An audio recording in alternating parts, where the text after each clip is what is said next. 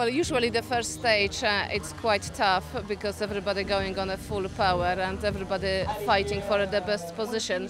But well, don't forget to look around at the beautiful view.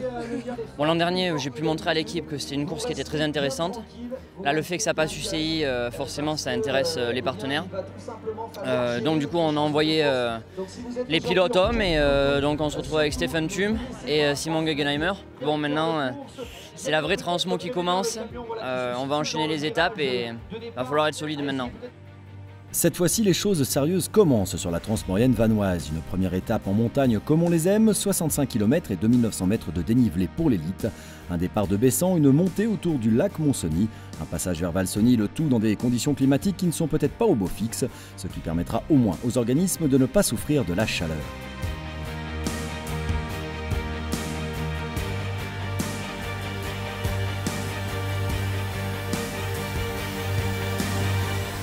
C'est une rando famille, donc c'est tranquille et puis on se fait plaisir et puis voilà. Parce que la petite, ce week-end, elle va faire la Transmome.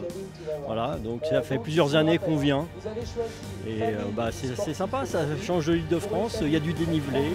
La technique, c'est moi qui est un peu plus forte et mon père un peu moins. Et après, en force, c'est bien sûr mon père et après, c'est moi. Aujourd'hui arrivent les engagés en mode randonnée, un parcours plus léger et bucolique en solo ou par équipe, entre amis ou en famille. Leur objectif, se faire plaisir avant tout, le chronomètre ne compte quasiment pas. L'important c'est de finir avec le sourire, le tout dans un environnement grandiose.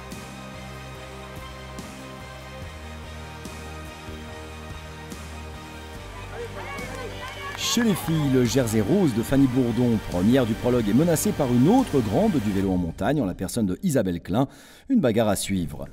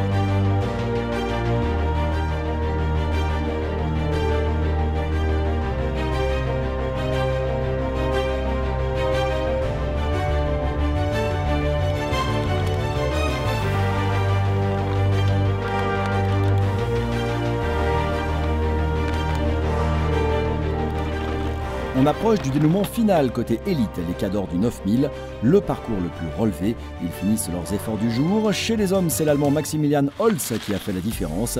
L'étape est pour lui et avec 55 secondes d'avance, il est le maillot jaune. Beides. Also es ist ein Rennen, ein sehr hartes Rennen, aber auch ein Erlebnis.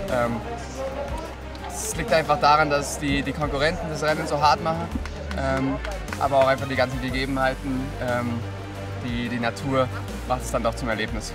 Chez les filles, Isabelle Klein, la luxembourgeoise, prend l'étape et également le lead. Avec 1 minute 15 d'avance, que de suspense en cette transmaurienne 2016, sur laquelle il reste désormais 3 étapes. Ja, das ist richtig. Das sind die Line alle relativ nah beieinander. Ich konnte heute den ganzen Tag meinen Rhythmus fahren von der ersten Montée an. Und für mich ist das ideal.